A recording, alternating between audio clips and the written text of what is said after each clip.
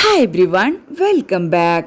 കേരളം ഞെട്ടിത്തരിച്ച ദിവസങ്ങളായിരുന്നു ദിലീപ് അറസ്റ്റിലായ ദിവസങ്ങൾ. ഇവിടെ അതിജീവിതയായി യുവനടിയെത്തിയപ്പോൾ പ്രതിഭാഗത്ത് ഗൂഢാലോചനയ്ക്ക് പിന്നിൽ ദിലീപ് എന്ന ജനപ്രിയ നടൻ എന്നുള്ളതായിരുന്നു നിരീക്ഷണം. പക്ഷേ പ്രോസിക്യൂഷന്റെ വാദങ്ങൾ സ്ഥിരീകരിക്കുന്ന ശരിവയ്ക്കുന്ന തെളിവുകളിലേക്ക് പോകാൻ അന്വേഷണ സംഘത്തിന് സാധിച്ചിട്ടില്ല. ദിലീപിന് വലിയ ആശ്വാസമാകുന്ന വിധി പ്രസ്ഥാനമാണ് ഇന്ന് നടന്നത്. നടൻ ദിലീപിനെ കുറ്റവിമുക്തനാക്കിയിരിക്കുന്നു. 1 മുതൽ 6 വരെയുള്ള പ്രതികൾ കുറ്റക്കാരാണെന്ന് കണ്ടെത്തി. ഇതുവരെ ഉണ്ടായിരുന്ന അപവാദങ്ങൾ 2013 കൊച്ചിയിലെ ഹോട്ടലിൽ വെച്ച് കൊട്ടേഷന് ഗൂഢാലോചന നടത്തിയെന്ന് പറഞ്ഞത് കോടതി തള്ളിക്കളഞ്ഞു.